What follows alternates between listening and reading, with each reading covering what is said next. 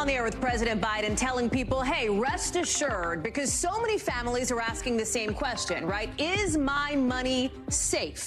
With kind of a wild ride just ending on Wall Street after two of the biggest bank collapses in U.S. history. We're going to break down what the feds want to see now, and we'll try to get you an answer to that question you might be asking. Is my bank next?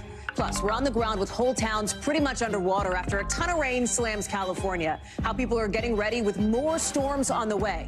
And climate activists, they are very mad after what they see as a kind of broken promise by the president, giving a green light to this big oil drilling project that'll cut through the Alaskan wilderness. Why the White House says it had no choice. Plus, a new study shows a spike in the number of black babies dying suddenly. The new questions around why those families are being hit so hard in a way white families are not. And I sure hope you are not sick of bracket talk just yet, because it is only beginning. And if you're struggling as much as I am with who to rank where, we have a not-so-secret weapon. Steve Kornacki posted up at the big board for some March Madness math later on in the show. Hey, I'm Hallie, and listen, here is the big question that a lot of people are thinking about tonight. Is my money safe? Is my money okay? Given those two big bank collapses, President Biden says the answer to that question is yes. Yes, your money is okay. Start with the money that you might have invested. The Dow and the S&P you saw closing down a little bit, the NASDAQ up after a pretty roller coaster day with all sorts of government entities. The Treasury, FDIC, they're working together with two missions. Number one, they want to build back your confidence in the banking system. They want to make sure you feel okay after the failures of Silicon Valley Bank and Signature Bank. In the last hour, the Fed is announcing a new review of SVB, Silicon Valley Bank leadership. Number two, here's the other mission that they have. Avoid those failures spreading like a financial contagion. That's their word, contagion. And that's a for real concern for the banks that are not your big name banks, right? Not the Bank of America's, the Wells Fargo's, the Chases. They all have a lot of federal oversight. The smaller regional banks, the First Republics, the PacWests, the Western Alliances, they do not have the same kind of regulation. So there's now a ton of pressure on them as people try to protect their money. You've got the president out in California, just wrapping up a speech there with the leaders of Australia and the UK. The topic, of course, a submarine deal. He hasn't yet touched on any of this financial drama, but he did earlier today, making it clear people will get their money. Right? People who had money in these banks that failed will get their money back. And he's also saying, hey, by the way, don't call it a bailout. Watch. Americans can rest assured that our banking system is safe. Your deposits are safe. No losses will be, and this is an important point, no losses will be borne by the taxpayers. Raise that camera. So what is next from a business perspective, right? First, can Silicon Valley Bank find somebody to buy it? That would be helpful because a buyer would help cover the costs to get customers their money back instead of using federal money, a.k.a. your taxpayer dollars. Right now, the answer to this question, no buyer yet. We'll see. Second question, will things move fast enough to prevent tech-driven companies who used SVB from starting another round of layoffs? Third, what is the government going to do to try to stop this from happening again? And fourth, now that this did happen, now that the banks failed, does it mean interest rates are still going to get hiked up big time? These are the questions, right, that are going to drive today, drive beyond today, too. Brian Chung is looking at what this means for your money in a second. But I want to start near the White House with Carol Lee. So, Carol, you know, your team, your reporting team there at the White House unit has sources who say the president's been talking with all of his top advisors ahead of the speech earlier today. We know he's speaking now live out in California. I can't imagine he's getting into financial stuff when he's supposed to be talking subs, right, with the UK and Australian leaders. But bring us up to speed. Sure. Well, this all started essentially, or really, the president really got involved on Friday, according to the White House. And that was, he was having conversations with Chief of Staff Jeffrey Zients, who's relatively new to the job, the chair of the National Economic Council, Lael Brainerd, and she was also kind of new to that job as well. And they were trying to figure out what was happening here, what steps might need to be taken following to the weekend. And on Saturday and Sunday, the concerns really ratcheted up. And so the president was in contact with Treasury Secretary Yellen. He actually had a conversation, a phone call with the governor of California. It was about the weather out there, but they also discussed this issue and then just kept in contact with those senior officials till he ultimately made that decision, greenlit that decision to intervene here late last night. And so that's the way the president has been kind of handling this for the past few days. He also insists that there's not going to be any taxpayer money used here, right? That's been a key point. He's trying to protect people, but he's trying to say, hey, the dollars that you and I pay to the IRS are not going to go to this, so don't call it a bailout. He is not nearly as, magnanimous to the investors in SVB who seem to be carrying a lot of the blame here. Listen. They knowingly took a risk, and when the risk didn't pay off, investors lose their money. That's how capitalism works. So he wants accountability. What is accountability? We know the Fed is going to be doing, the Federal Reserve, this review of SVB. Is that enough? Is that where it ends? Well, look, it's one of the questions that is still out there, what exactly the president means by that. His main goal here was to try to instill confidence, to contain this, so it doesn't spread.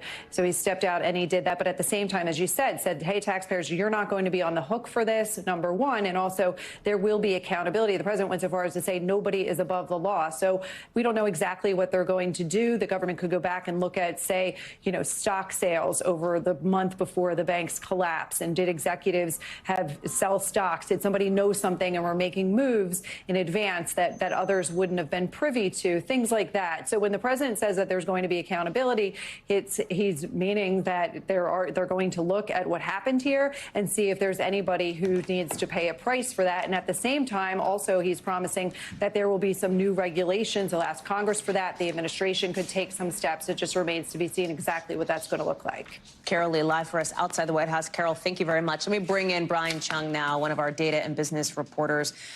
Talk to us about what we're supposed to call this, Brian, right?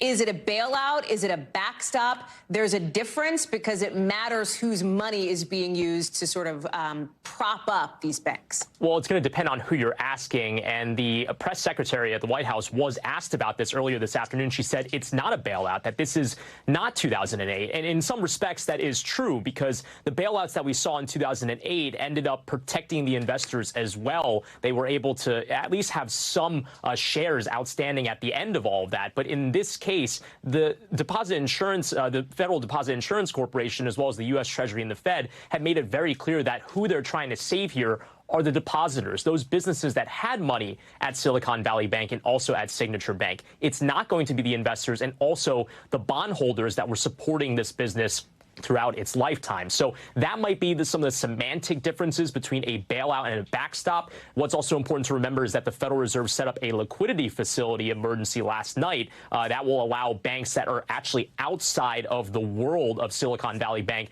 and Signature Bank to tap liquidity if they need it as well. That backstop is what the Biden administration, at least as a messaging, is leaning into to make it clear they want to stop the contagion here, but they're not calling it a bailout, at least for their part.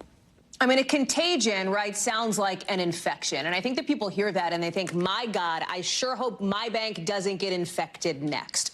Help people understand that, right? Because remember, SVB usually dealt with businesses and investors who had more than the $250,000 insurance limit the FDIC has in place, right? FDIC covers up to a certain amount, doesn't cover beyond that. So how do you answer that question for people who are like, okay, I'm looking at my checking account and my savings account or maybe my 401k. Yeah, is there a bank next? And that $250,000 line, by the way, might be arbitrary because essentially what happened last night was the government said, well, we're going to guarantee everything beyond that limit for these two banks that failed. That has not happened in quite a while. So when we talk, though, about what the average American needs to know, mom and pop savings accounts, this is not happening with the banks that we saw fail over the last week. Because, again, these banks were primarily banking businesses, not households, people that just have a debit card with a bank, for example. These were companies that were banking and holding deposits for tech firms, for private equity firms, for venture capital funds. So they were holding a lot of money, millions of dollars in many cases, hundreds of millions of dollars in many cases.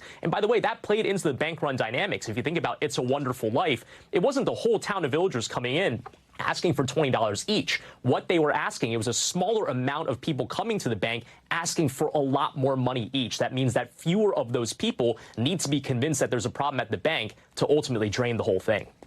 Brian Chung, thank you very much for that breakdown. I know we are going to be watching and talking about that story for a while. Appreciate it. Let's talk about what's happening out west, unrelated to the banks, and that is the weather, because California is dealing with some really bad flooding. You've got some neighborhoods basically underwater, and the rain isn't even over yet. There's this new storm on the way that's fueled by what's known as an atmospheric river. could drop up to 9 inches of rain. That looks like an actual river there, right? That is what it looks like. You can see it pouring into that house there out west. 19 million people in this state, in California, are under flood watches. Several people, because of stuff like what you're seeing, have said to folks either get out, evacuate, or shelter in place. It's all coming as Californians clean up after a weekend where highways and streets ended up flooded. It made it tough for people to get out. And on the other side of the country, if you're in the East Coast, you are not out of the woods yet. The forecast calls for a lot of rain, even some March snow. That's making some spots nervous about the potential for power outages or maybe things getting dangerous on the road. We have Bill Karen standing by with the forecast, but I want to go to Nyala Charles, who is out in Monterey County, California. It's already not a good situation in California, as you are seeing where you are. Now there is more rain on the way. What are people supposed to do?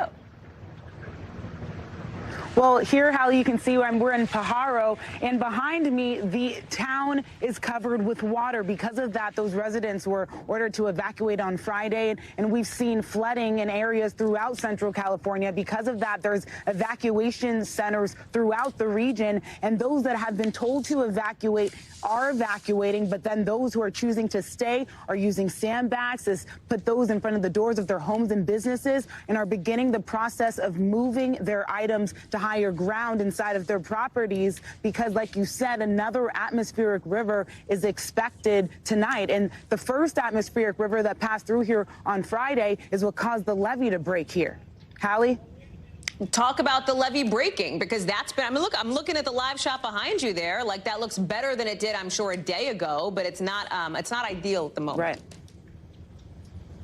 Right. The water is really high. So take a look at this video that we got from one of the residents here, as well as one of the photos inside a home, to give you a chance to look at just how high that water is within the homes. Now, officials are telling us they still haven't been able to assess the full damage of all of the homes here because they haven't been able to get through. But we have seen some tree service companies come through here beginning to take trees out, because the area is also under a high wind warning. So if another atmospheric river comes tonight, that is a potential danger there as well. And Hallie, it's important to mention the people who live here that I've spoken to are extremely frustrated, because the U.S. Army Corps of Engineers tells us they've known that the levees here had the potential to breach for decades now, since the 60s, but they deemed that the property here in this low-income area, a lot of farm workers, they say, wasn't worth the cost of those repairs. So the people we've spoken to here say it's possible that this could have been prevented if officials just cared more to fix the problem and prevent it.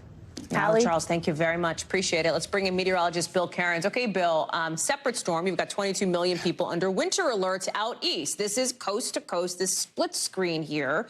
What is the expectation? Tomorrow is going to be a dangerous day. Not only are we going to have the California storm, a new storm, but we also at the same time are going to have the first nor'easter of the winter season. I just feel it's so cruel. You know, we're starting the spring sports season in the Northeast right now, like softball, outdoor baseball, lacrosse, and this forecast, it just figures, right? February was like beautiful, and now March is like the ugliest month ever. So it's raining in areas from New York into southern New England. We have areas of snow all the way back through the Ohio Valley, a little bit in the Catskills. Nothing horrible to be driving in right now. That starts later tonight. So everywhere that you see here in this orangish reddish color, winter storm warnings from Syracuse, just north of Boston, southern portions of Maine, Capital District, the Hudson Valley, back down through the Catskills, even the Poconos in northern New Jersey. And we're going to get a lot of snow, enough snow that yesterday when I was in the Catskills, people were filling their gas cans because they are worried about losing power. They know, and they need the gas for their generators. They know anywhere in pink here, that's a foot of snow. Heavy, wet snow and gusty winds are a miserable combination on the trees. Trees will come down, branches will come down, and of course that's going to mean power outages. It's primarily in areas of elevation that'll be the worst of it. A lot of the bigger cities, New York, zip. Scranton, 6 to 10, Hartford, 2 to 4, Boston, 2 to 4. That's all manageable. But when we get towards areas like Albany, Syracuse to Portland, central New England, that's where we're going to have the bigger issues. As far as the wind gusts go, sometimes with nor'easters, we can get ferocious winds. This one's kind of a medium type storm. We'll get some gusts, maybe 60 to 65. But you notice Portland to Boston, eastern New England, that's where the worst of it is. And the timing on this, Hallie, as we go through this evening, there's not a little bit of snow in the Catskills. Tomorrow morning when we wake up, that wind is howling in Boston with a driving rain, but once you get outside of Boston, that's where all the snow will be, and that'll continue right through the day tomorrow, just pinwheeling here off the coast. And as far as that atmospheric river goes, Hallie, this is just, I mean, it's just cruel, and it's often the second storm that's a lot worse than the first one. The first one kind of lays the groundwork down. Yeah. Levees are already filled. You know, the water's already on the hillsides, and this is going to be miserable. I mean, we have a very serious flooding situation coming tomorrow. That is what is so stressful about this, right, Bill, is communities that are already, you know, taking as much as they possibly can are about to get dumped on even more. I know you're going to be on top of it. Thank you, sir. Appreciate it. Let's talk about the super mixed reaction today after President Biden gave the green light to this big oil drilling project in Alaska, with critics saying, hey, it's a flip-flop on a campaign promise. It's this now approved Willow project. It's a plan to drill in some parts of the Alaskan wilderness. Environmentalists, they do not like this thing. They have concerns about wildlife, about clean drinking water, and then, of course, the impact this is going to have on our carbon output. Activists say when this thing gets up and running, this project, it would be like putting another 2 million cars on the road every year. Senator Ed Markey of Massachusetts, who chairs a climate subcommittee, says the move is an environmental injustice. But supporters of the Willow Project say, hey, this is actually a good thing for the economy in Alaska. It is a good thing, they say, for our oil stockpiles, which could use some filling here, some topping off. The Interior Department estimates the project could produce 600 million barrels of oil over the next 30 years and create thousands of jobs along the way. NBC's Mike Memley is traveling with the president out in San Diego for us. I see that he has just wrapped up the speech that he was delivering, Mike.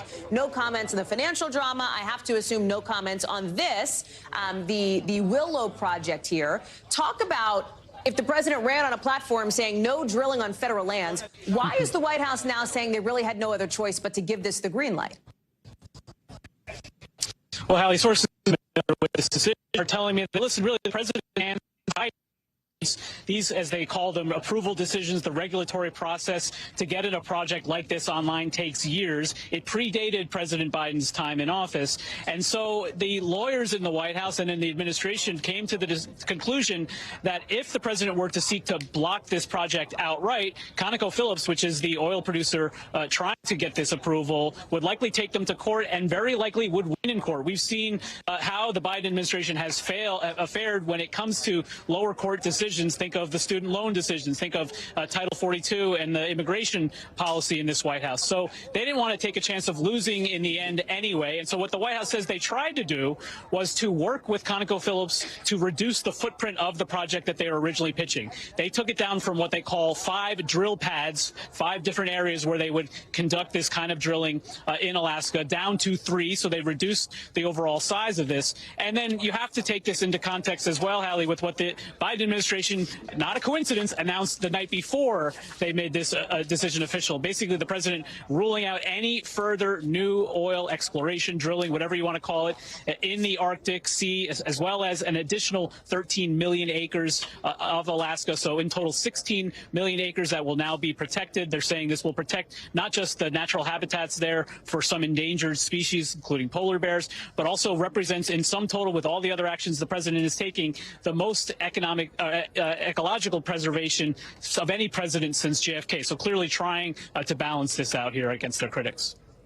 Ma'am, you know that I never sound as old as I do when I talk about TikTok or the youths, right? But there seems to be, based on sort of what's been reported out there, this energy online coming from younger people who are really passionate about climate, who do feel and are putting out videos talking about the president they think crossed a red line here. When you look at the political overlay of this, when you look ahead to 2024, like, are we going to be hearing about this drilling project, the Willow project, on the campaign trail? Not so much. What's your sense?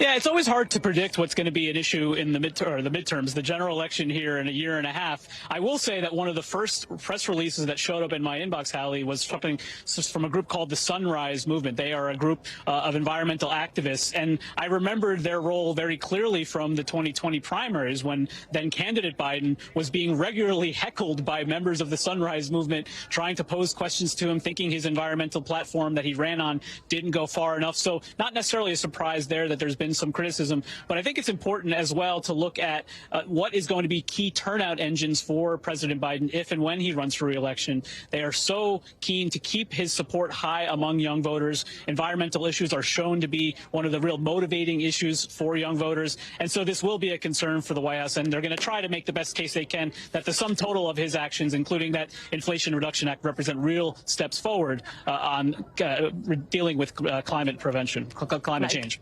Mike Memoli, Mem, thank you very much. Live for us with the president out in San Diego. We've got some breaking news to get to now in just the last couple of minutes. You know how the top Republican in the Senate, Mitch McConnell, got a concussion after he tripped and fell last week? We have learned in just the last minute or two, he is now out of the hospital. NBC's Ryan Nobles is joining us now. He's been discharged, Ryan, but he's not headed home. He's actually headed to rehab for like physical therapy here. Yeah, that's right. And we're learning a new level of treatment that he is in need of, a new injury, I guess, as you will, if you would describe it as a result of this fall.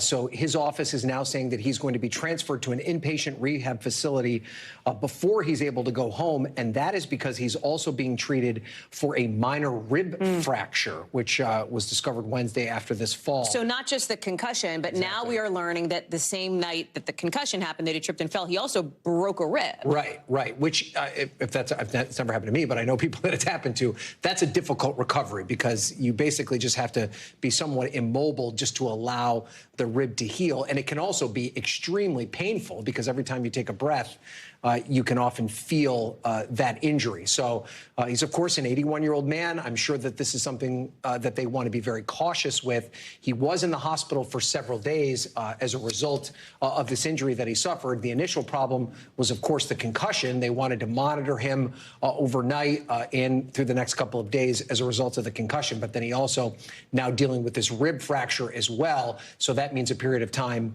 that he'll be in this inpatient rehab facility. And we don't know how long, right? I mean, that's still a question mark. Well, you know, and the one thing that the leader's office has decided to do is be very vague about the things that are happening with him from a health perspective. And that could just because they want to protect his privacy. It could be because they don't want to reveal too much. There could be any number of reasons for that. But this has been pretty consistent over the course of the time that we've covered Mitch McConnell. This isn't the first time he's dealt with a health problem before. That's right. He fractured his shoulder when he fell at a different time. He's had heart surgery before. They only tell us exactly what we need to know about a current situation. And that appears to what's be happening right now. Biggest priority, right, when there's any health issue for any member of Congress is the health of that member of Congress, in this case, Mitch McConnell, right? So we are learning more about that picture. There is a secondary question that comes in, which is the implications in the building that you cover, in the Capitol, just across the street from where we're sitting. And at this point, if McConnell is out for another week or two, likely to not have big impacts, right, on the business of the Senate. The question is if it becomes prolonged. Again, no indication that's going to happen. We just don't know.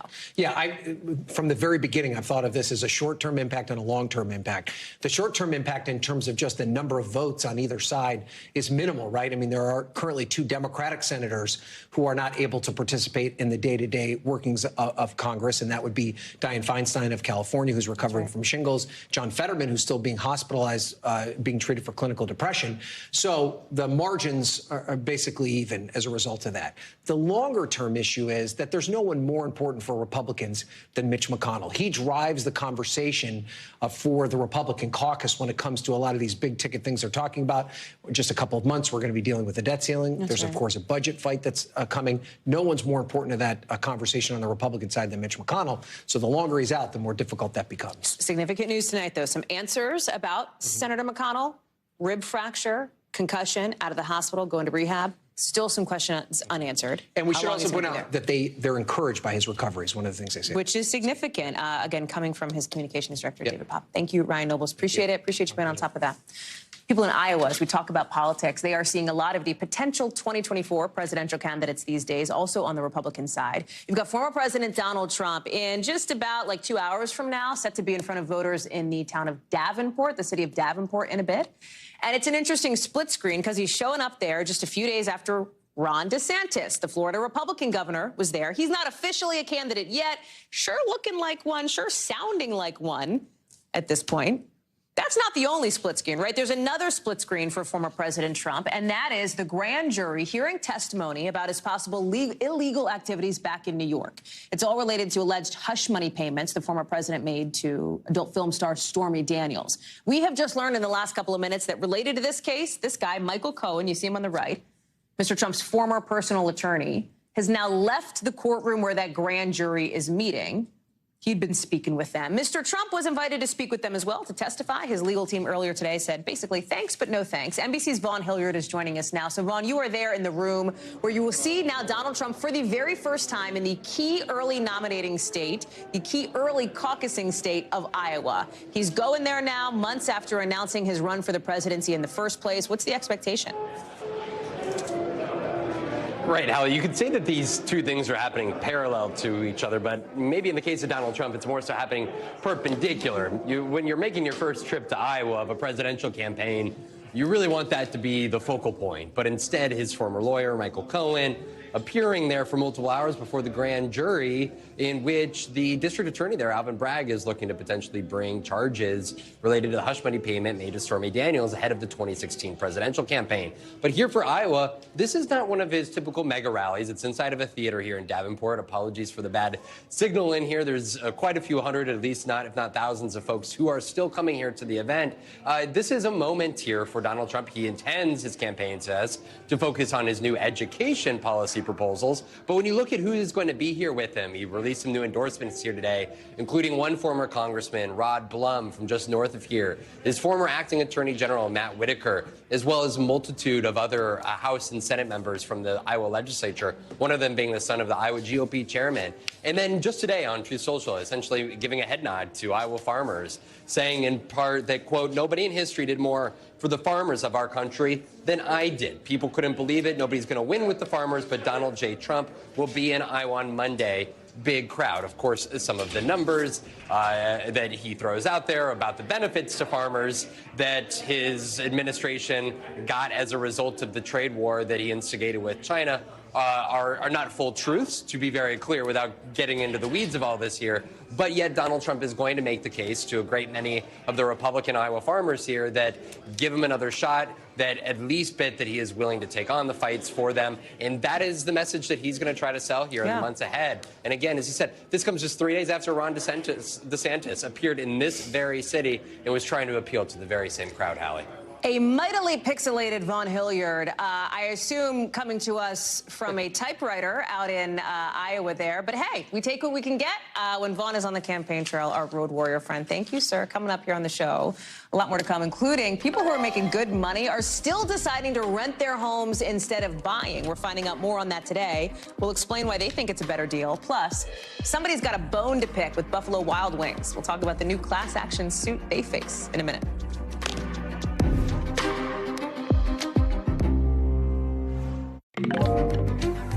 A brand new report shows that a rise in the number of babies dying is hitting black families the hardest. We're talking about black infants who had the highest rate of sudden unexplained deaths in 2020. Of course, the first year of the pandemic. Researchers found that those deaths went up for black babies, but not for any other racial or ethnic group. They are dying at almost 3 times the rate of white babies. It's a stunning and horrifying statistic. And the question becomes why, right? Why is this happening? Experts don't know. They don't have an explanation. But we do know that black families have been disproportionately affected by the pandemic. I want to bring in Dr. John Torres now. And Dr. John, this is new data includes SIDS, right? Sudden infant death syndrome, and incidents of, for example, accidental suffocation. It brings us to the question, right? Why? Why is this happening to one subset of families more than others? And, Hallie, that is the big question. And what happened here is they have made an umbrella term, this SUID or SUID, which is sudden unexpected infant death. Underneath that is SIDS, which I think most of us have heard before, and that's a sudden infant death syndrome where they unfortunately die during the night or while they're sleeping from no known cause. We can't quite figure out why that happened. Well, if you push it up down to that sudden unexplained infant death, then those are categories as well of deaths that we know why that happened. For instance, the baby unfortunately suffocated because of the bedding material bill or something like that. And what the data is showing is, especially since 2019, there are actually two ethnic groups that it went up in. Asian children, Asian American children, it went up a little bit, but it went up more significantly in Black American children. And they think part of the reason this is happening is because of some of the discrepancies that are happening in healthcare and in social situations for these groups.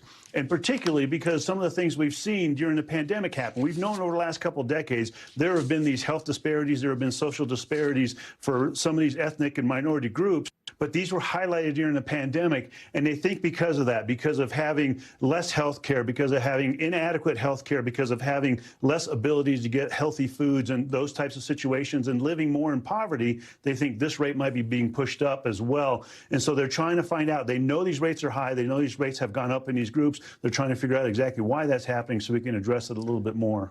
Well, that's the point. You got to get these rates back, right? How do you get those rates back down? How do you get, how do you change the trajectory of those statistics there?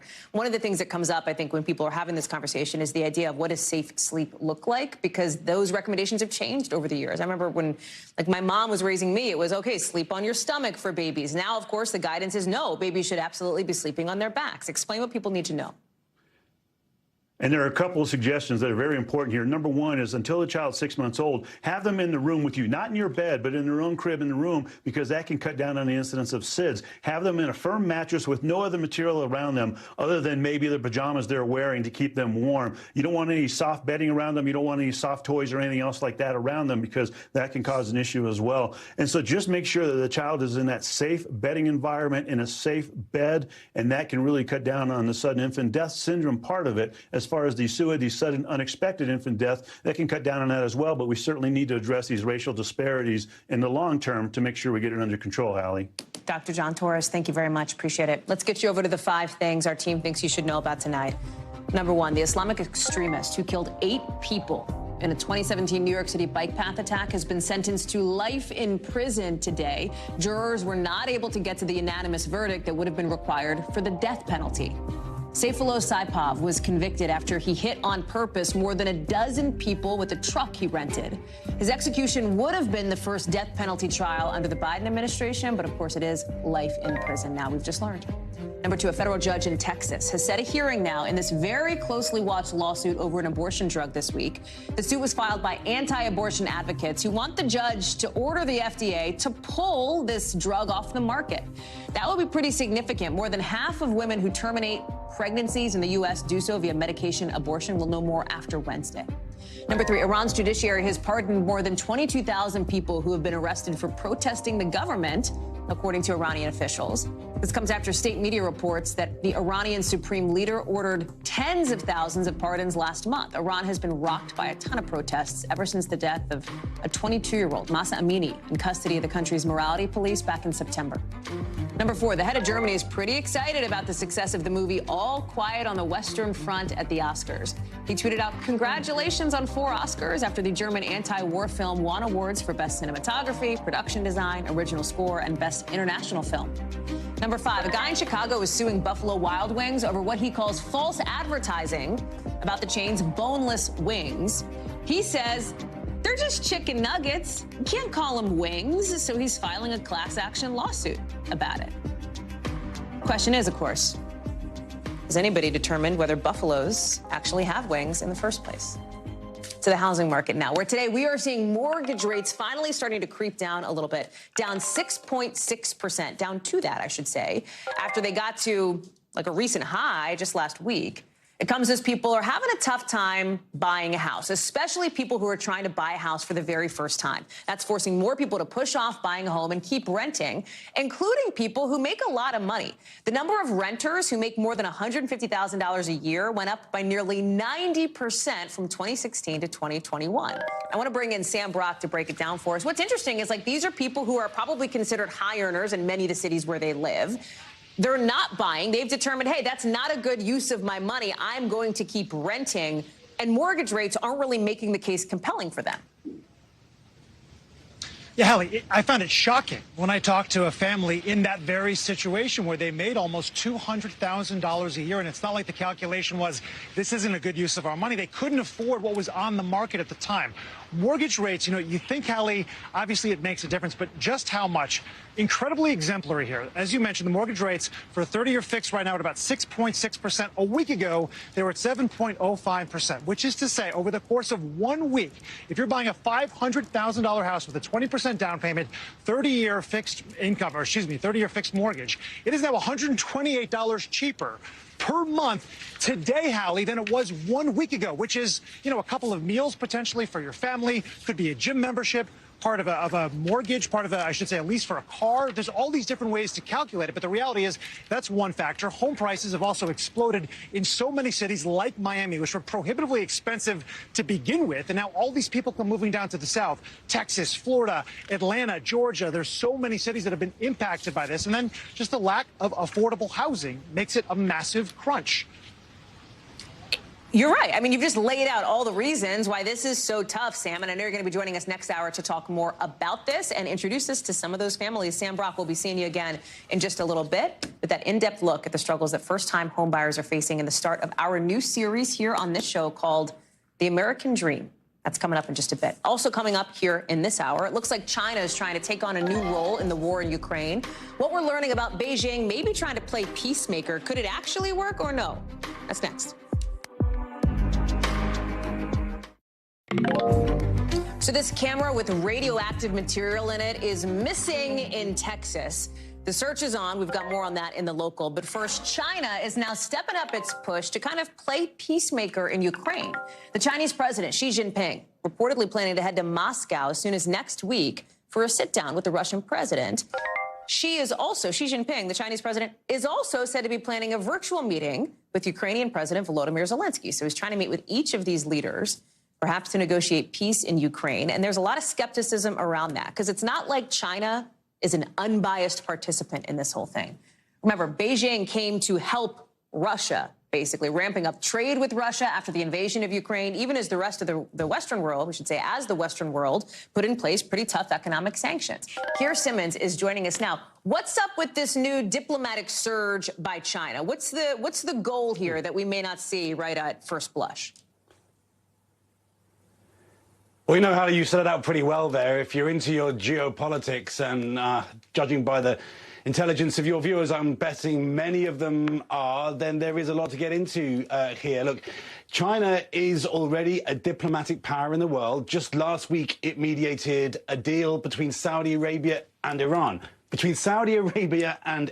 Now, clearly, it doesn't have the same power as the U.S. Just look at the number of military bases the U.S. has around the world. But just last month, China's top diplomat, Wang Yi, toured Europe before seeing President Putin. So, yeah, you could say that China is kind of throwing its weight around. By the way, that visit to President Putin was a victory for him. And when he was sitting there with Wang Yi, he made it really clear that he was looking forward to seeing President Xi of China in Moscow.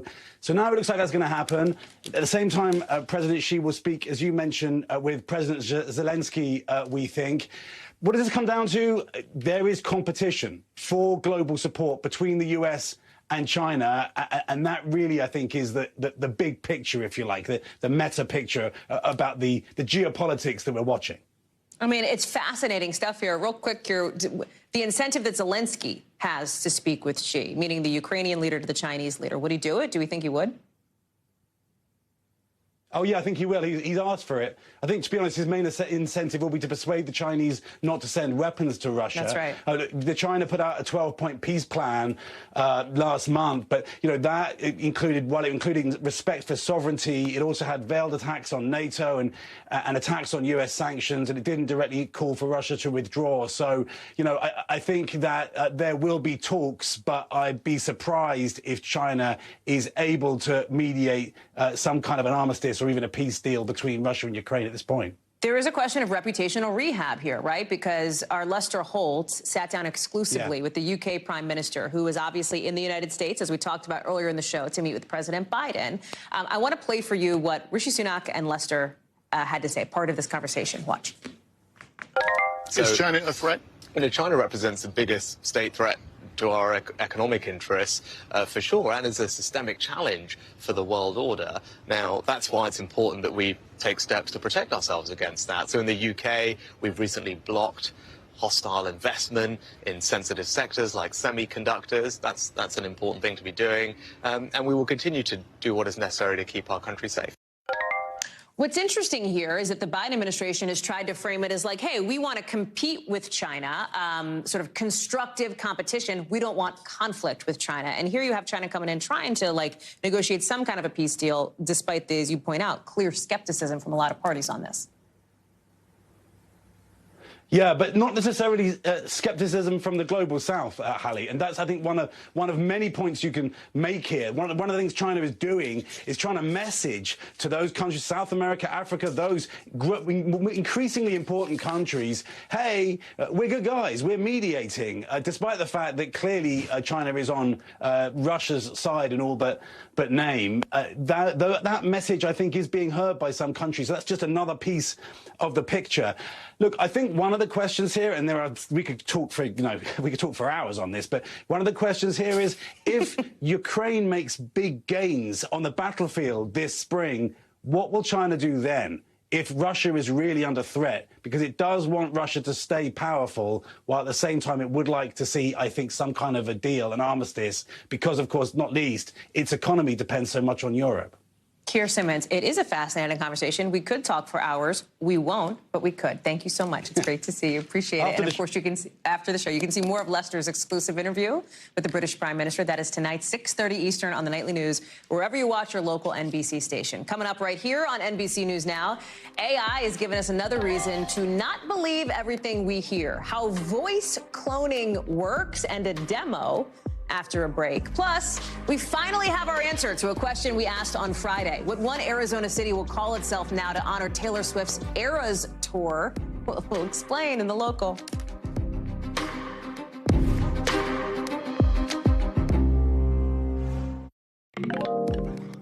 NBC News covers hundreds of stories every day, and because you couldn't possibly read or watch or listen to them all, our bureau teams have done it for you. This is what they tell us is going down in their regions in a segment we call The Local. From our Northeast Bureau, plans to build a link between New York's LaGuardia Airport and the city's subways and train systems. Well, guess what? The governor officially pulled the plug. Why? Because of a lot of criticism over the plan's $2.5 billion price tag. The former governor, Andrew Cuomo, first proposed this sort of air train rail link thing back in 2015 when the cost was supposedly like $450 million at the point. From our Southern Bureau, check it out. This is a 53-pound camera, and it has a bunch of radioactive stuff sealed inside of it. And officials in Houston say it's been missing for days. A spokesperson for the Texas Department of State Health Services says if somebody were to get to the part of the capsule where the radioactive material is, it's extremely dangerous, like losing fingers dangerous. The device apparently belongs to a statewide maintenance company, this camera. That's whose it is. Officials are trying to find it before somebody gets hurt. Hope they find it soon. Out of our Western Bureau, Glendale, Arizona will change its name to Swift City to honor Taylor Swift this week. She is kicking off her highly anticipated Eras Tour with 2 sold-out shows there Friday and Saturday. It's not the name forever, just for 2 days. So Glendale, you are now Swift City. Good luck. Enjoy it. We'll see you back on Sunday. Now, for a story you got to hear to believe, AI voice cloning. It is a thing. We've talked a lot here about AI chatbots that can create essays and language and answers to questions.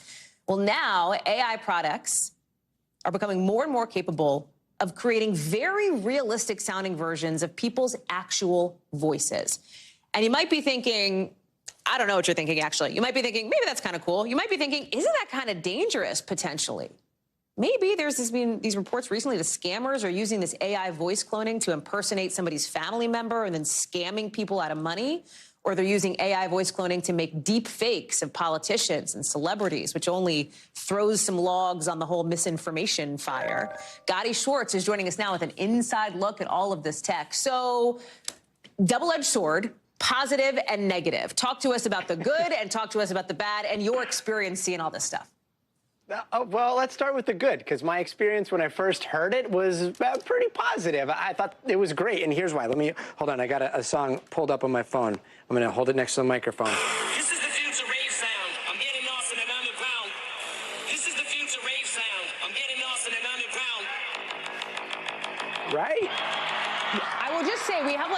audio team. We don't have to play it off your phone on a mic. I want to just make sure you know that. But I did hear it. Yes. It's so much better right here. So this is what I was doing. I was scrolling on Twitter. All of a sudden, David Guetta, one of my favorite DJs, posts this thing. I'm listening to it, and it turns out that David Guetta, the DJ, you heard Eminem in there, was not Eminem. David Guetta just got online and went to a bunch of different AI sites and had AI write him a song about the future of rave sound, then had another AI basically replicate Eminem's voice, and that's that song that you heard. A huge crowd was listening. They went crazy when that bass dropped, and so I was like, whoa, this is cool. But then you have that realization where you stop and you start to wonder, what else can it do? So we went up to Silicon Valley to a company named Resemble AI. We started asking a lot of questions, and since we're still on the good side of this, we started talking to them about some of the applications, and they said when it comes to voice dubbing for other languages, it opens up so many more markets. Take a look. Imagine how many viewers don't speak English. They may speak Spanish, French, Hindi, Mandarin, etc. But most content is being published in English, or a lot of North American content is published in English. But imagine if all that content, you retain that voice signature, so it still sounds like Gaddy. But now Gaddy's speaking French, and he's speaking Mandarin, and he's speaking Hindi. So basically what they can do is they can take your show right now, Hallie Jackson's show, put it into their system, and then dub it into any language, 57, 54, 57 different languages, and then just churn it out, and it sounds exactly like you, but you're speaking Mandarin. It's super interesting, but as we talked about, there are some dangers involved in it. All of it is what you are going to be exploring, and way more. Gotti, in your show that premieres tonight right here on this network, it is launch night for you. You know I'm president of your fan club, friend. So, the floor is yours for maybe 45 seconds. Tell us all about it. Why should we be so excited about it? Because we are excited. Oh, Hallie, we're going to be delving very deeply into the ethics of all of this. We're going to be talking about some of the innovation behind it.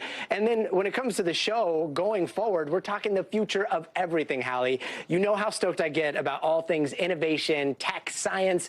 The West Coast is home to some of the most space aliens, exactly, or, physics. Maybe that has something to do with it. But here on the West Coast, we look at that all the time. And you've got a very bright future. So sometimes we're going to be taking a look at things that look apocalyptic or things that look like things are getting better in the world. Who knows? I love it so much. The future of everything. No, 1 hour after your show, right?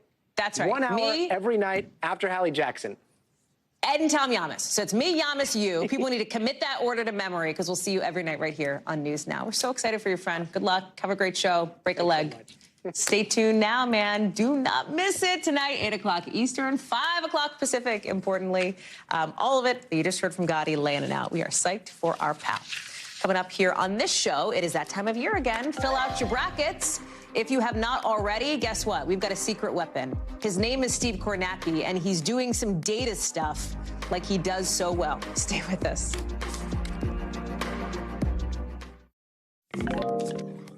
Is there a bigger joy for a college basketball player than what you are about to see right here? The moment when you know you're going to go to the NCAA tournament, right? Yes! That must feel so cool to know that. That is the reality for 68 men's and women's teams. So you now have the opportunity to feel that kind of joy if you win your March Madness bracket, because I'm sure you care that deeply about it. The road in both goes through the South. Alabama is the top-seeded men's team. That's a team we've actually talked about a lot on this show. You had ex-player Darius Miles charged with murder. There's been criticism. Star player Brandon Miller because of alleged ties to the crime, the way the coach has handled it, et cetera. Lots of attention on that team. You've got Houston, Purdue, Kansas, also top seeds. And if you're filling out your bracket and you're like, I want a perfect bracket, I want to nail it, the odds are 1 in 9 quintillion. That is a billion. In the words of one mathematician, it is almost impossible.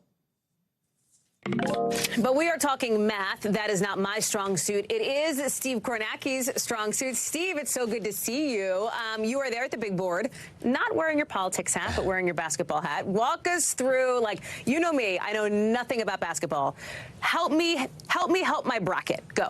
I'll try my best, although I always tell people the best advice is to listen to what I say and then do the exact opposite. That tends to be the winning formula here. But here we go. On the men's side, it's a field of 68 68 officially. They're going to have on Tuesday and Wednesday this week a couple of what are essentially play-in games to get it down to 64. And then Thursday, that's when the real fun begins. 64 teams. And over the next 4 days, it's just going to be wall-to-wall basketball. And by Sunday night, we will be down to the Sweet 16. So here is the bracket unveiled last night. Take a look here. A lot of fun, interesting first-round matchups. But let's just take a look here at what the committee says are the 4 best teams, the 4 #1 seeds in this tournament. They gave the #1 overall seed to Alabama, the Crimson Tide. First time ever Alabama's been a #1 seed. The committee said they are the best of the best, at least heading into this tournament. We'll see if they can prove it on the court. The other #1s, you got Houston. Houston, a big power back in the 80s. Phi Slamma Jamma, they called them back then. They've been revived if they can get to the Final Four this year. Hey, guess where the Final Four is? It's in Houston. It's in their hometown. Can they get to the Final Four? Kansas, the defending champion, another one of the 1 seeds, and Purdue, the Boilermakers out of the Big Ten Conference. They are the 4th #1 seed. They've had some incredible teams over the last number of decades, but it's been more than 40 years since Purdue has made a Final Four. Is this the year that they get through? The big question, of course, is the people who are sort of seated at the bottom of each division thing there, right? Like, meaning the people who could bust the bracket, the upsets, the Cinderella stories, as from a non-sports basketball person's perspective. Those are always some of the most compelling tales and narratives. Like, who should I be looking at? Who should we be looking at if that's what we want to know about? And it's why this is my favorite sporting event of the year. It's when David gets the shot at Goliath. The horse race lasts 2 minutes. This lasts a month. But I'll take you through here a couple of trends, a couple of numbers. Maybe there's something useful here in putting the bracket together. You say, we love watching the upsets. The ultimate upset is the 16 seed beating the 1 seed. Now, I don't want to say that's impossible, but it's almost impossible. Since they went to the 64-team bracket, the 16 seeds are 1 and 147 against the #1 seeds. Only 116's ever beaten a 1. That was UMBC, University of Maryland, Baltimore County, back in 2018. They beat Virginia. So that is exceedingly rare. If you're looking for upsets, though, the 12 seeds, 12 of the last 14 tournaments, at least 112 has beaten a 5.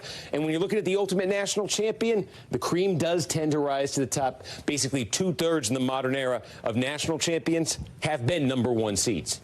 So interesting, Steve. Real quick, talk about the women, because in that tournament, in that bracket, it's not really about the upsets. You tend to see the top seeds do really well. Yeah, and the big favorite on the women's side is the defending national champion, South Carolina. They won it all last year. They are undefeated entering this tournament, and they are the big favorites to complete a repeat as national champion and to finish an undefeated season. Interestingly, though, the iconic name in the last 20, 25 years in women's college basketball has been the University of Connecticut. They've still been to 14 straight Final Fours. They've kind of been passed by South Carolina in the last few years, but UConn's won 11 national titles, 14 straight Final Fours. Could they be the Cinderella in the women's tournament?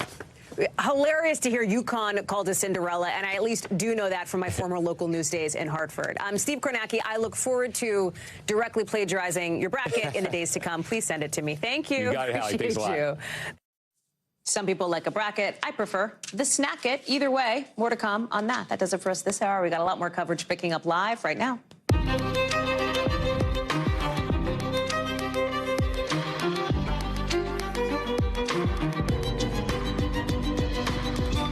We're starting our next hour here with the bank collapse that is shaking up the markets, and it has families all across the country going, hey, is my money safe or what? You got President Biden putting the pressure on lawmakers to do something about this, but can he actually cut a deal in a divided Congress? We're breaking that down next, and what you need to know. Also developing as we speak, Senator Mitch McConnell, now out of the hospital, just about a week, not quite, after having a concussion. We're also finding out he broke one of his ribs. He's not heading home. We'll tell you the next steps in his recovery. Plus, 3 Texas women now missing after crossing the border into Mexico last month. Well, we're just now hearing about new warnings not to go to that country. And one of the nation's top colleges is trying to find the person who keeps drawing anti-Semitic pictures around campus. We're looking at this disturbing pattern at Stanford. Plus, in the backstory, we are getting into the lucky few, the COVID dodgers, unicorns, basically, who haven't caught the virus yet, what our team is finding out from those people and what doctors want to know. And in tonight's original, we're sharing with you for the first time our new series that gets into the promises of the American dream and how it's getting to be out of reach for more and more people. The cost of housing is so high. Later on in the show. Hey there, I'm Hallie, and we are laying out the game plan from President Biden tonight to try to make it clear to people that your money is safe, your money is okay, after two of the biggest bank collapses in American history. And you've got the president bending over backwards to avoid the B word, bailout. Watch. Americans can rest assured that our banking system is safe. Your deposits are safe. No losses will be, and this is an important point, no losses will be borne by the taxpayers. So you're not paying for it. That comes as we are just hearing in the last 20 minutes or so from the top two Democrats in Congress, applauding the way that the president's responding, but also saying they will start looking closely at what was behind this bank run, what was behind these collapses here.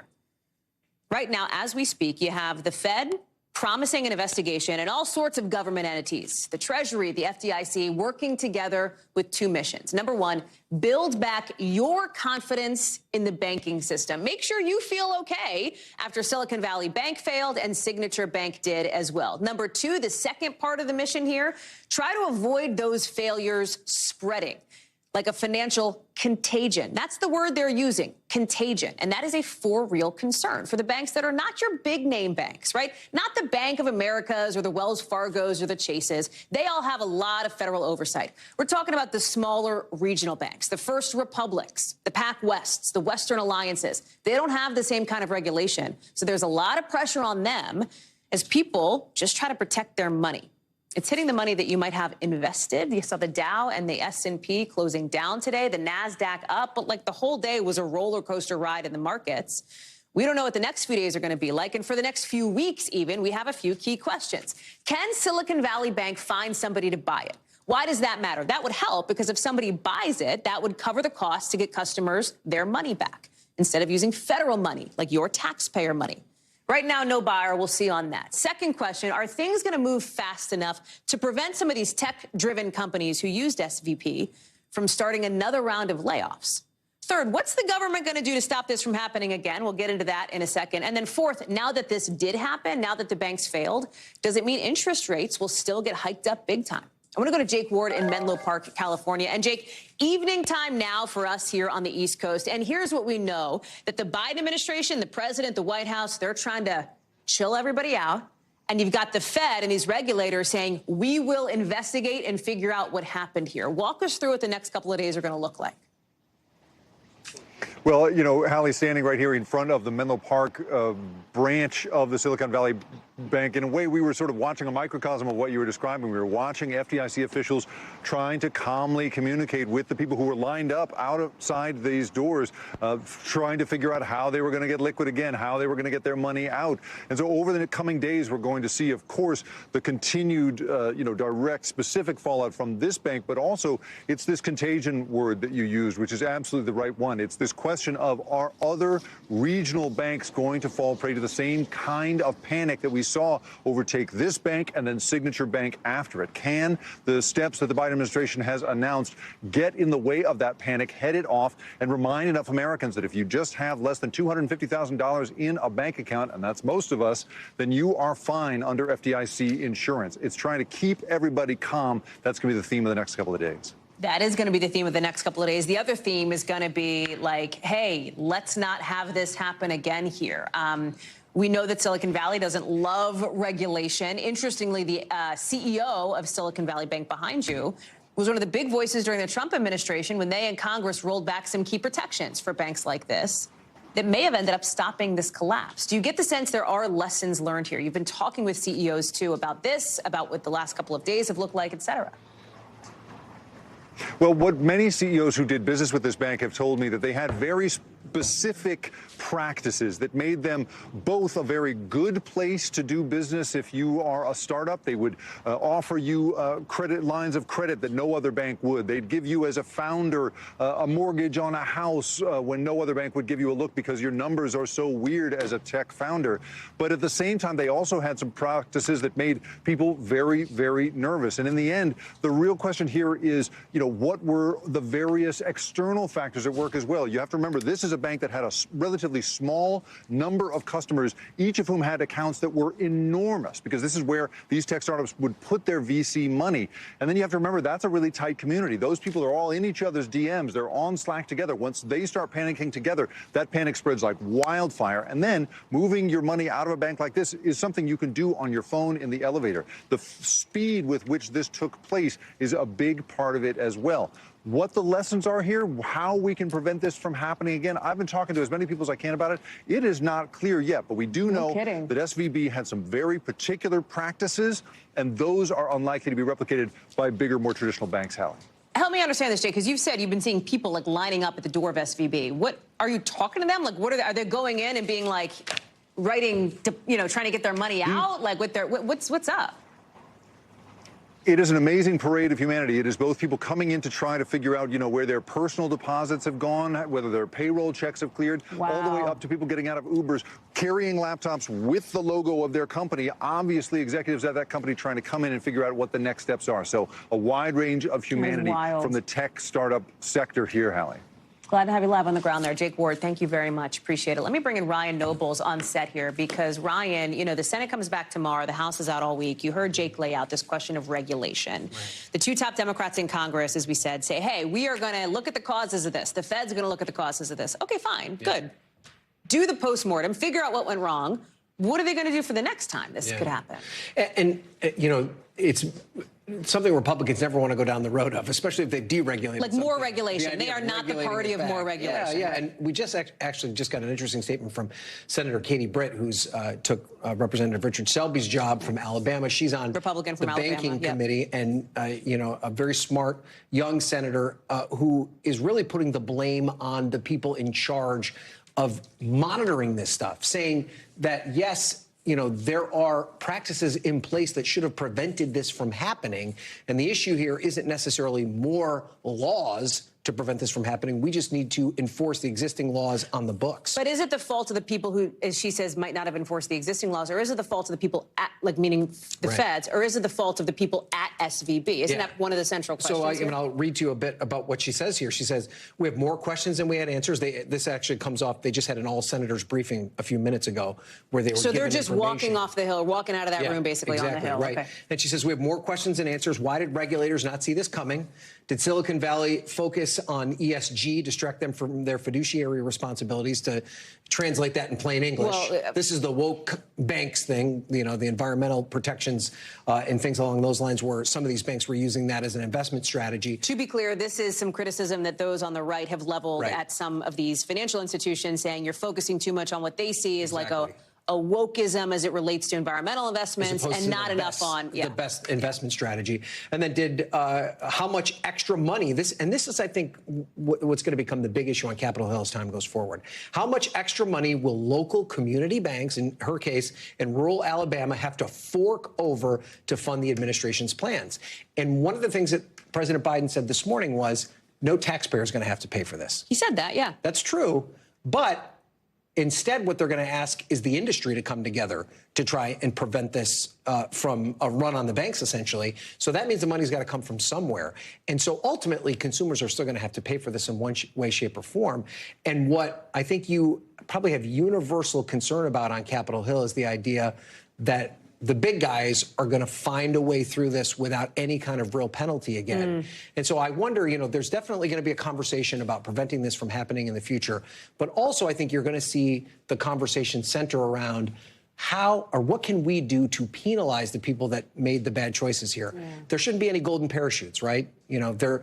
People should lose their jobs. There should be some sort of, yes, we have to do something to prevent the market from collapsing, but that's a different conversation than personally holding responsible the people who didn't do their jobs in a case like this. The accountability conversation has a lot of tentacles here. Ryan Nobles, welcome to your new beat for the next however many months. Thank you very much. Appreciate it. Some more news on Ryan's beat, along with some of our other colleagues here at NBC, coming from Senate Minority Leader Mitch McConnell, the top Republican in the Senate. We have learned in the last hour, we brought it here as breaking news in our 5 o'clock Eastern hour, that he is out of the hospital. He got a concussion after a fall last week. Now we are also finding out he broke one of his ribs, too. McConnell was at this event for a Republican fundraising group when he tripped and fell. He was in the hospital for several days. He is now out. You're not going to see him around Capitol Hill this week. He's not headed straight home either. NBC's Sahil Kapoor is joining us now from Capitol Hill. He's actually, Sahil, Senator McConnell is going to be heading to some rehab for physical therapy for a little bit. That's right, Hallie. A new update from Senate Minority Leader Mitch McConnell's office. He was discharged from the hospital today, but he's not coming right back to work. A McConnell aide tells NBC News that he's not expected to return to the Capitol this week, that it's very common, they say, to undergo physical therapy to regain strength after a hospital stay. They say this could range anywhere from a week to 2 weeks. Now, the Senate is in session this week and next week, so it means he's going to miss a bit of time. But McConnell, out of the woods, seemingly, from what some had feared, could be the worst-case scenario after he fell Wednesday at that private dinner. Some of his allies here in the Senate were slow to get information. They were wondering, why there wasn't more information coming along. But it turns out he was doing okay. He got treatment for that concussion. By Friday, one of his longtime political advisors had spent some time with him in the hospital, said he was talking normally, he was acting normally, he was walking around, he was eager to leave. It looked like the treatment was successful, according to this new statement from McConnell's office this weekend. He will be in inpatient rehab for the next X number of days. Unclear exactly how much time, but I wouldn't expect him to see him around the Capitol, at least this week, Hallie. Well, right, and it sounds like the signal, Sahil, that you are getting just from sources and your team is getting from sources in just the last maybe 40 minutes or so is that they are signaling a week or maybe 2 weeks of him being out. I mean, that seems like what they're trying to pre-anticipate, if you will. That's right. Those are the expectations that they are setting down. And McConnell's office in particular tends to be quite cautious with this stuff. It wouldn't surprise me if it does end up being a week or two. It would surprise me if it ends up being a whole lot more than that. But for the moment, what we know is this week, the Senate will be in session. They're going to vote on a couple of things, and it's not clear that McConnell's vote would be decisive if he were here. There's the authorization for the use of military force from 1991 and 2001 that Congress is finally getting around to repealing. We're expecting some procedural votes on that in the Senate. That's going to be a bit of an odd coalition, some members of the right and the left unifying. And then there is the nomination of Eric Garcetti to be U.S. ambassador to India. This one has languished for quite some time, and it finally cleared committee recently. It's getting a vote. It's expected, I should say, to get a floor vote in the Senate this week. And again, not clear McConnell's vote would be decisive here because it did clear committee with Democratic support as well as 2 Republicans, Hallie. Sahil Kapoor live for us there on Capitol Hill. Sahil, thanks for bringing us that developing news. More of it from New Jersey, where in the last couple of minutes, the governor there has put in place a state of emergency as a powerful storm starts to hit not just Jersey, but other parts of the Northeast, too. There's this warning now for power going out, for the roads getting really sloppy. You see some of this here down in Virginia. 22 million people are under winter alerts with a lot of rain and some snow on the way. It's this season's first nor'easter in March. Think about that, right? Think about the last few winters. This is the first nor'easter this month. And yeah, like the East Coast, we get it. We know this kind of weather. It is winter. It snows. But the governor of New York is telling people, take this one seriously. Please listen. This is one we're cautioning people that this could be deadly. This will be a dangerous storm. Please stay off the roads for your own safety. Stay in your homes. So that's the deal out east. Out west, people are cleaning up after big flooding this weekend. And there is another storm set to bring more rain, if you can believe it, looking at that shot, on the way. We've got meteorologist Bill Karen standing by with that forecast. But let's get to Antonia Hilton live for us in Boston. Bostonians and New Englanders understand winter weather. They haven't had a lot of it this season, right? So folks are like, hey, where did my shovel and my salt go? Because it's been a minute since they had to deal with this. That's right, Hallie. People needed some reminders, and officials are getting that message out tonight, not just here in Massachusetts, but in a lot of other states here in the Northeast. Officials are urging people to get ready tonight because, as you can see behind me here, it's light rain right now, but later tonight into the early hours of the morning, it's going to change over into snow. And that's when we're really going to start seeing the hazardous conditions. Already here in the Worcester area, schools are canceled. And so the message to people is get ready. Do things like if you know you have to travel on the roads tomorrow, make sure you have an emergency kit in your vehicle. Make sure you have a flashlight. Charge all of your devices up and make sure you have a full tank of gas.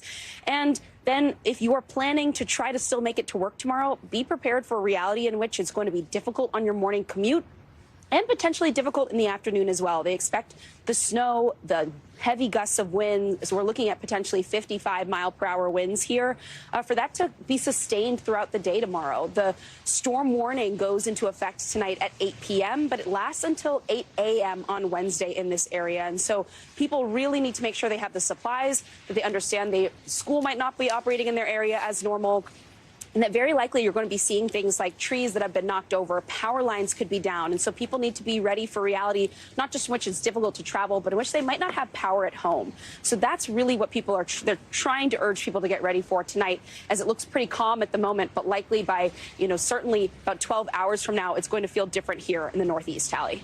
Antonia Hilton, thank you very much. Appreciate it. Bill Cairns is with us now, our meteorologist. So East Coast, nor'easter, West Coast, storm, and this atmospheric river, as they call it, more rain for these people that have had enough of it.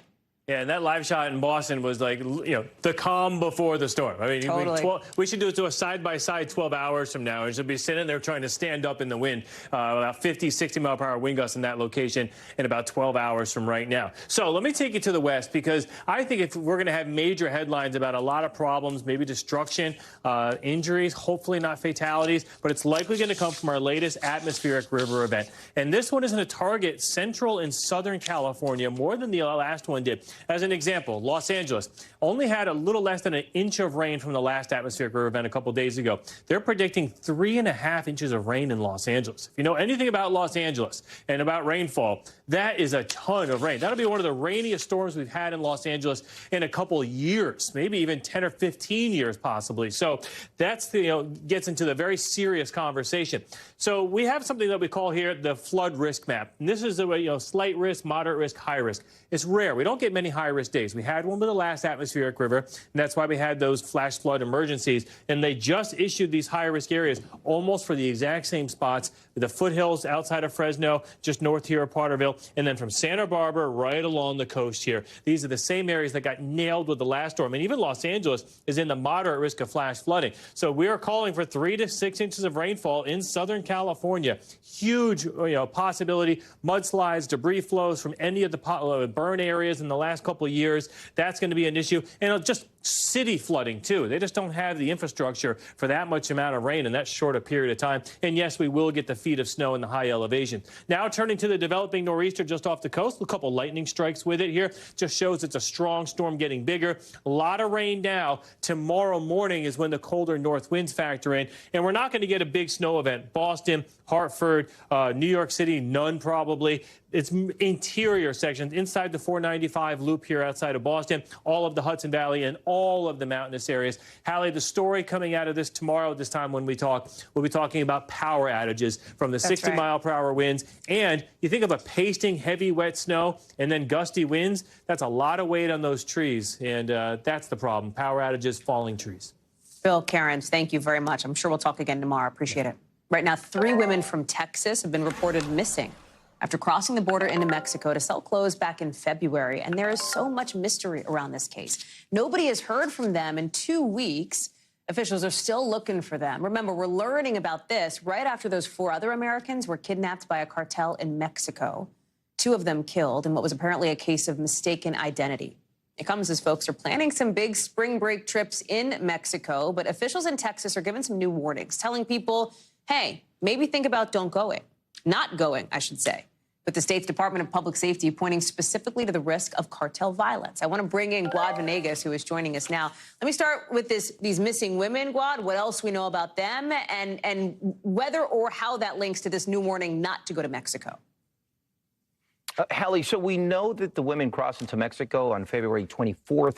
The husband of one of them went to local police days after informing the chief in Peñitas, Texas. This is in a small city outside of Brownsville, McAllen, that is, and spoke with the chief. The chief said he then turned the investigation over to the FBI. So we know they haven't been heard of since that day, more than 2 weeks ago.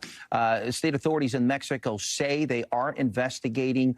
The last information coming from the husband that did speak to his wife on the phone is that they were crossing into Mexico, as you say, to sell clothes. It was before sunrise, and at some point they might have made a wrong turn, and he was unable to communicate with them after that. So we have authorities in Mexico still searching for them, and the FBI also investigating what has happened to these women, 2 of them residents of Peñitas, Texas, where the husband spoke to the local police. So we have very limited information as to what would have happened to them, Hallie. And then, of course, now, as you mentioned, the state of Texas issues this advisory urging people in Texas not to travel to Mexico for spring break or after. But we should note that the Department of State in the U.S.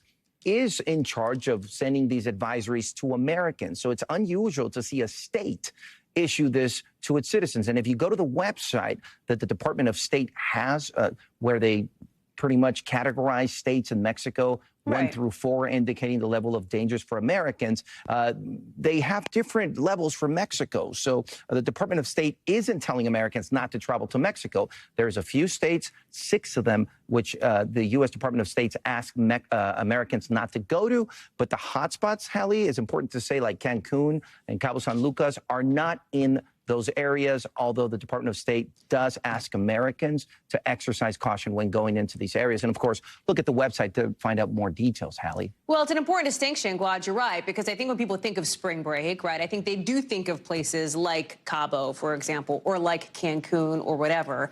And to be clear, that is not where these sort of higher level warnings exist, Glad. I just think it's important to underline that. Correct. And, there's other destinations. You have to look at each state individually. It's on a case-by-case basis. For example, you pick a place like Puerto Vallarta in Jalisco, where there is a level 3, for example, but it's not a level 4, which is the one that says do not travel there. Right. Cancun, again, and Cabo are at a level 2. So it's unique to every destination. That's what the advice is for people to check that website, which has a lot of information on the dangers that exist, cities and states specifically. Mexico is a large country with 32 states. Hallie.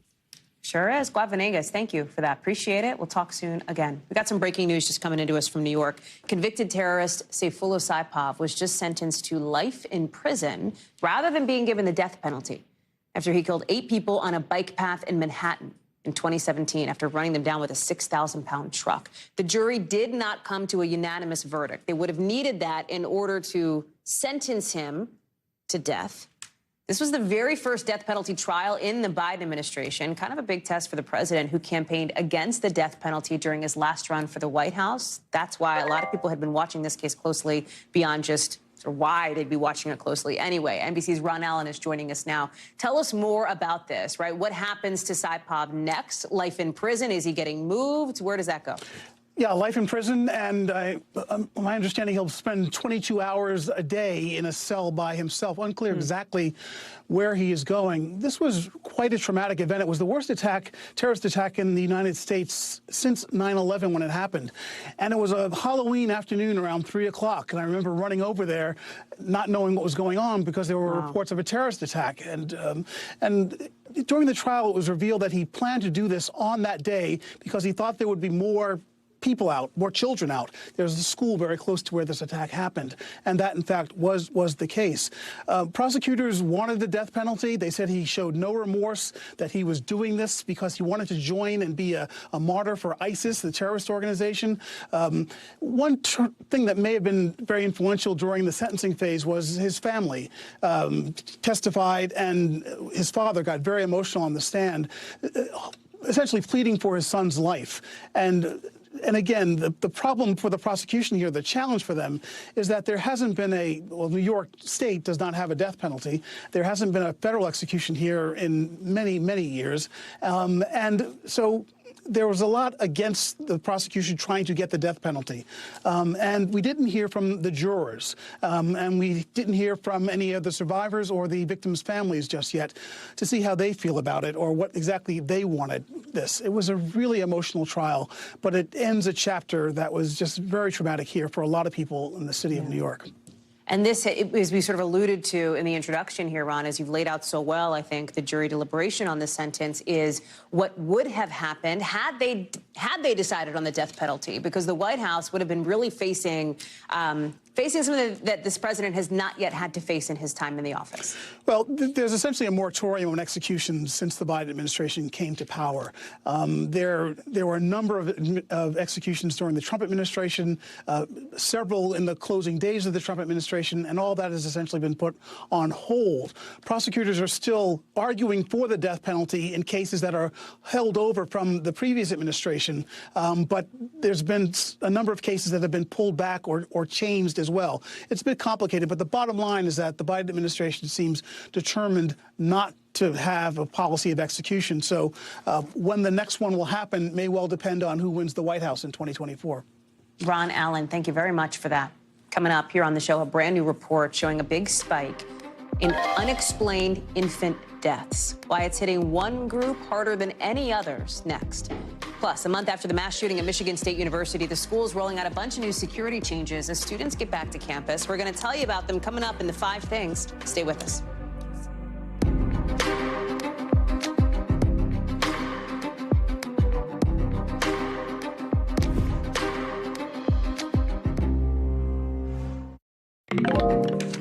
Drake fans feeling pretty good today. We'll talk about what we're finding out about his first tour in years coming up in the 5 Things. But first, Stanford is still looking for somebody who scrawled anti-Semitic images on a whiteboard in a dorm, images of swastikas of Adolf Hitler. Stanford says this was a brazen threat to a specific individual student at the school.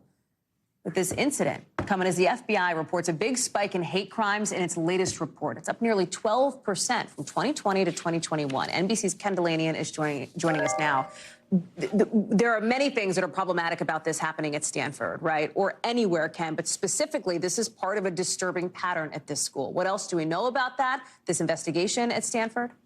It's the latest in a string of anti-Semitic incidents, Hallie, at arguably the nation's premier university at Stanford. Last month, there was an incident where a swastika was scrawled in a bathroom stall and the initials KKK and the N-word. It happened again earlier this month, and then this latest incident with the drawing in the student's room in the image of Hitler. Now, campus officials are saying that the previous 2 incidents don't appear to be related to this latest one. I don't know whether that's good news or bad news. It suggests that maybe this kind of thing is more widespread than we might believe. But obviously, it's coming amid a really disturbing uptick in anti-Semitic incidents and other hate-motivated incidents nationwide, Hallie. Talk about that spike. What's behind it? What law enforcement wants to do? Right. So the FBI is, as you said, they're out with new numbers today after a debacle in December where they released incomplete numbers and actually said hate crimes went down. They went up in 2021 by double digits. More than 2/3 of these hate crimes are motivated by race or ancestry or ethnicity. And look, the Biden administration says they're making this a priority. They are prosecuting. They've prosecuted 70 cases of hate crimes so far. But it's not necessarily something government has complete control over, Hallie. Ken Delanian, thank you very much. Keep us posted. You bet. Let's get you over to the 5 Things our team thinks you should know about tonight. Number 1, at least 60 people have been killed by tropical cyclone Freddie as it hit Mozambique and Malawi for a second time this weekend. That's right. Second time. The same storm has been circling over southern Africa ever since it first made landfall back on February 24th. That makes it one of the longest lasting major storms in history. Number 2, the Iranian judiciary has pardoned more than 22,000 people who were arrested for protesting the government, according to Iranian officials. It comes after state media reports that Iran's supreme leader ordered tens of thousands of pardons last month. Iran has been rocked by protests ever since the death of 22-year-old Mahsa Amini in custody of the country's morality police back in September. Number 3, the campus of Michigan State University is adding some new security measures exactly a month after that mass shooting on campus killed 3 students and hurt 5 others. Starting today, people will need a key card to get into buildings on campus, like in the nighttime hours between 6 p.m. and 7:30 in the morning. They're also going to be putting more security cameras in place. Number 4, a new study has found a big jump in sudden infant death syndrome, or SIDS, in Black infants in the first year of the pandemic. According to the CDC, the rate of SIDS among Black infants increased by 15% in a single year, but there was no other increase in any other racial group. SIDS is kind of an umbrella term for when an infant, a baby, dies with no definite cause. Number 5, rapper Drake is about to go back on tour for the first time in 5 years. His It's All a Blur tour kicks off this summer with a stop in New Orleans. Pre-sale tickets are going to be available for Cash App users starting Wednesday, not Ticketmaster. See how that goes. Coming up, owning a home. It is, for a lot of people, a pretty big part of the American dream.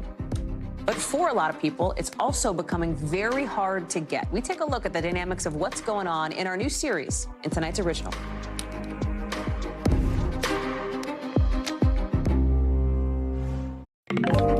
A new milestone for Pope Francis we'll tell you about coming up in the global. But first, to tonight's original, with in-depth reporting on a topic we've been watching. Let's talk about the American dream. A new series where we're looking at the promises that a lot of people think about when they think of the promise of America and whether or not those promises are actually happening for people. This week, it's about housing. Really, part of the definition of what the American dream is. Work hard, save money, then buy a house. Maybe have your family in that house. But that milestone is becoming more and more out of reach for a lot of us. First-time homebuyers made up the smallest percentage ever last year, only about 25%. So why is that happening? And more importantly, is it going to change? NBC News correspondent Sam Brock has the story. In housing markets all over the country, big and small, coastal and inland, there's a riddle that first-time homebuyers like Kevin Lederer of Orlando are trying to solve. When did your reality come crashing down on trying to buy a house? About 2 years ago when I started making offers and getting outbid nonstop. How do you navigate higher home prices, stiff competition, and now an uptick in interest rates all climbing in the last few years? Increasingly, the answer for millions is simple. You don't. Everyone has the hope of owning a house. Is this shattering that illusion for many families? Somewhat, yeah. Being a 31-year-old, recently married, having our first child, you know, raising a family, like you want to have that American dream of having a home that you can build a family in. It's not as if Kevin, who works in private investigative services, and his wife Hayden, a 28-year-old wedding coordinator, haven't been trying. The new parents saved up for a down payment for years and collectively make just under $200,000 annually.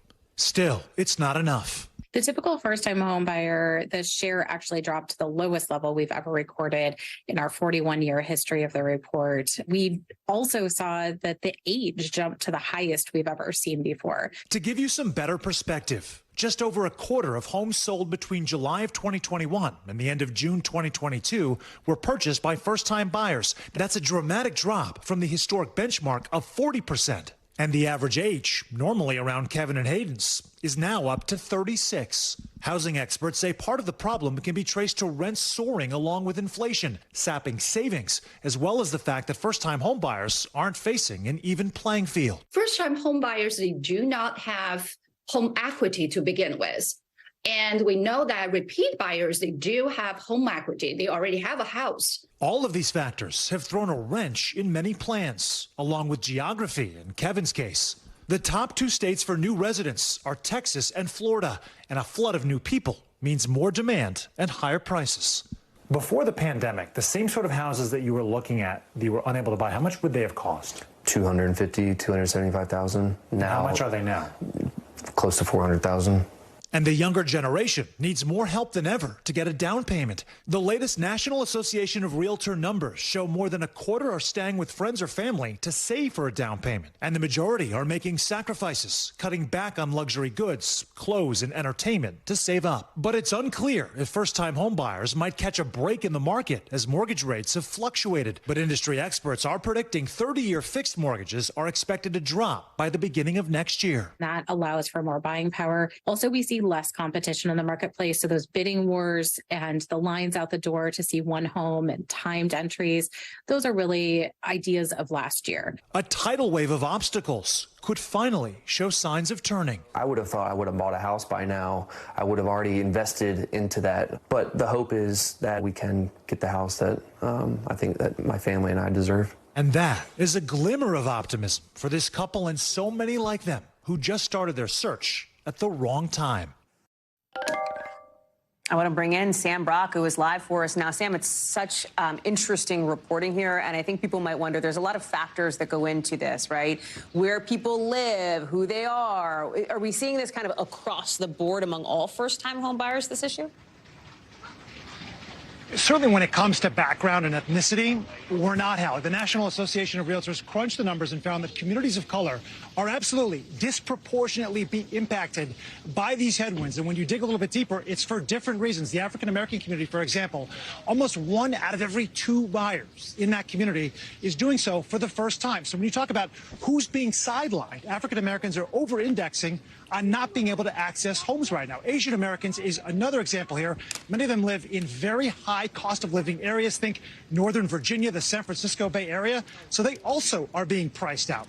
But the reality at the end of the day is that there is so much competition right now and so many different things that are pushing against the average person just to try to realize this dream, that far too many people right now are living with their parents and trying to save enough money to even get the down payment to compete. But competition right now is tough. Talk more about that, right? Because you're talking about a couple of different things, some of which are intractable, which is, for many people, I shouldn't say that, I don't want to generalize, sometimes it is an issue of generational wealth, right? Hand it down. If your parents owned a house and leave it to you or whatever, right? If you have a family that can give you the money for the down payment, a lot of people don't have a family that can give money for a down payment, right? I mean, there's so many systemic issues that go into this, and then there's the competition factor, which I'm interested in hearing more about from you.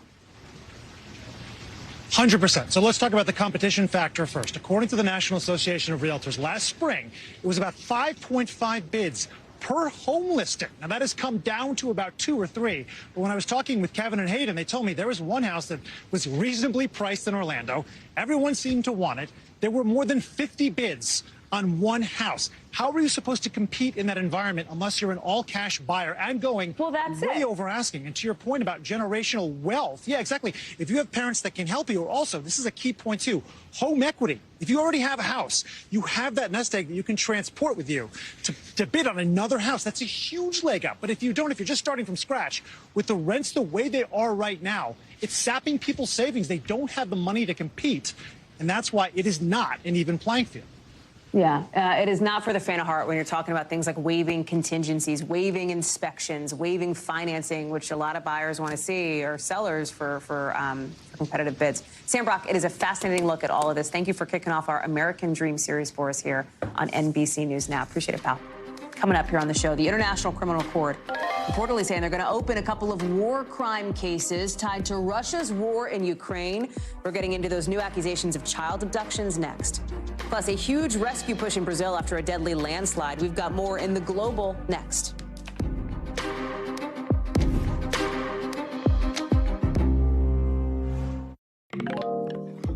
NBC News covers hundreds of international stories every day. And because you couldn't possibly read or watch or listen to them all, our foreign desk has done it for you. Here are some of the things they're keeping an eye on in a new segment we called The Global.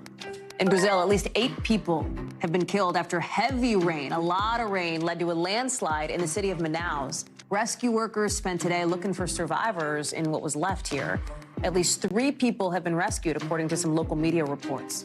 In Vatican City, Pope Francis marking 10 years as head of the Roman Catholic Church today. He is 86 years old, and other than a knee problem, which means he rotates between using a cane and a wheelchair, he seems to be in good health.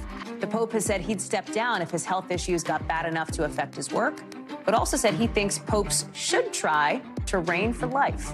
And in Germany, women can now swim topless in Berlin's public swimming pools if they want to, just like men can. This all started last year after a female swimmer said she was stopped from going to one of the city's pools without covering her chest.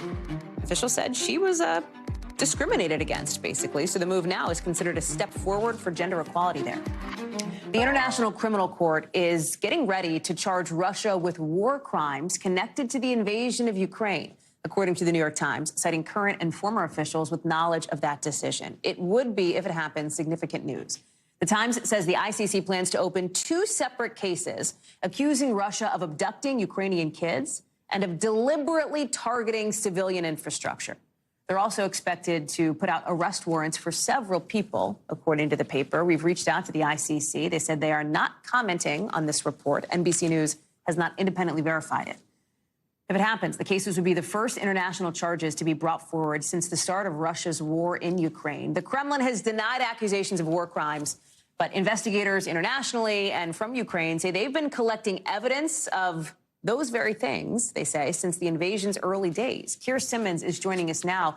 So many horrific attacks on civilian targets since this war started. We're talking about hospitals. We're talking about train stations. From almost, and I know you remember this, the first week of this invasion, the question had come up about the potential that Russia could be committing war crimes here.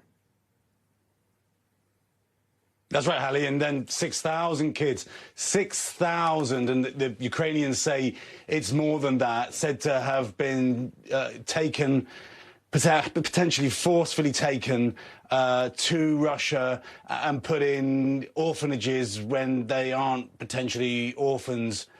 Many of them.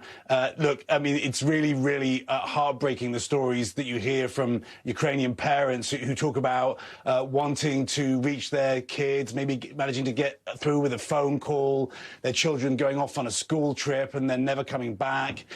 Really terrifying for any parent. And it is potentially genocide. The UN Convention defines forcibly transferring children from one group to another group as one of 5 acts that can be prosecuted as genocide. And then, Hallie, you're right, the attacks on civilians is another example. Folks will remember that hospital bombing in Mariupol back in March 2022. The images that came out of that, mothers in labor injured by that bombing, just appalling. And then the train station bombing in Kramatorsk in April in 2022, more than 200 killed.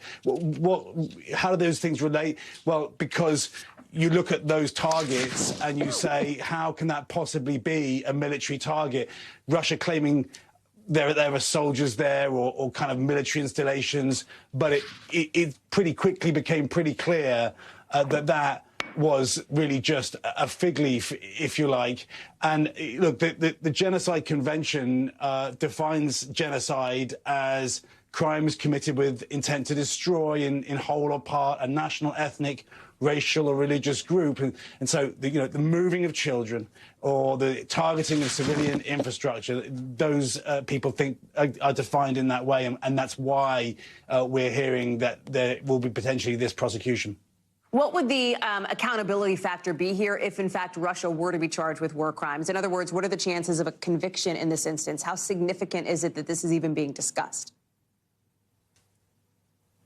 Slim, actually, I think, at this point. So the cases can't be heard in absentia.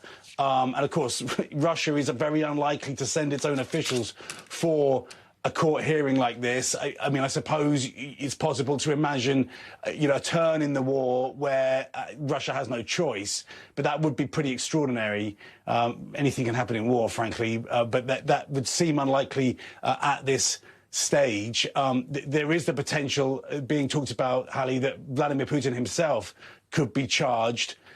Because, heads of state are not immune from a charge like that. But again, you can't imagine President Putin being sent to a court like that by the Russians. Keir Simmons, live for us from London, from overseas on that. Keir, thank you very much. Still to come, what is the secret to the COVID super dodgers, right? People, these sort of unicorn people who have never actually tested positive for the virus. Our Erica Edwards met a bunch of them to try to figure out how they didn't get sick. Doctors want to know, too. We'll tell you what they say. Coming up in the backstory. Time now to get the backstory, our behind-the-scenes look at how a story comes together and how it fits into our bigger picture. It has been 3 years since the start of the pandemic, and there's still all this mystery surrounding the people who, for 3 years, somehow have never gotten COVID. They've never tested positive for the virus. You know who hasn't? Laverne Cox, the actress. She told the Washington Post at last night's Oscars after party that the Oscars made her kind of nervous because she hasn't actually had COVID before. NBC News medical reporter Erica Edwards has been getting into all of this. Right? She's been talking to a lot of people who have so-called super immunity because doctors think maybe they can learn some lessons from these folks who have managed to escape COVID so far.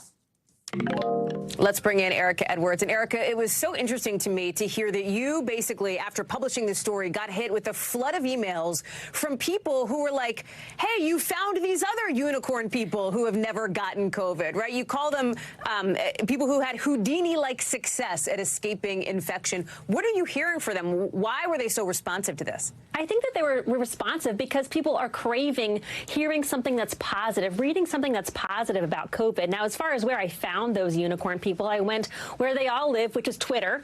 I said, all right, show of hands. Who among us has never tested positive for COVID? And I was flooded with responses. One woman told me that she was at a wedding. She was sitting right next to a man who she later learned had COVID at the time. She wrote in and she said, we were sitting right next to him. We were hugging him. That's Rachel right there. We were all toasting, and I never got it. Now, it's important to note, Hallie, of course, that the people I interviewed for this story all said that they also had been vaccinated. So was it the shots? Was it some sort of super immunity? Was it both? That's what scientists right now are trying to figure out. And that's the biggest question here that I think is so interesting is like, why? Okay, plenty of people have been vaccinated and have also gotten COVID, right? So what is it about these people that have proven to be kind of super immune here? When you were talking with scientists about this and the possible genetic reasons here, were you surprised by what they were telling you on why people aren't getting the virus? You know, this kind of phenomenon is not unheard of. In fact, rarely there are people with a gene that actually prevents them from getting HIV.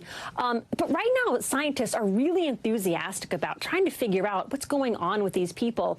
You know, did they just waltz into the pandemic already protected? I spoke with one researcher at Rockefeller University here in New York City. He said that we are searching for rare genetic variants that make people resistant to SARS-CoV-2 infection. If we were to discover them, the impact would be significant because, of course, Hallie, the ultimate prize is to use this information to make drugs so they can put a stop to COVID for good.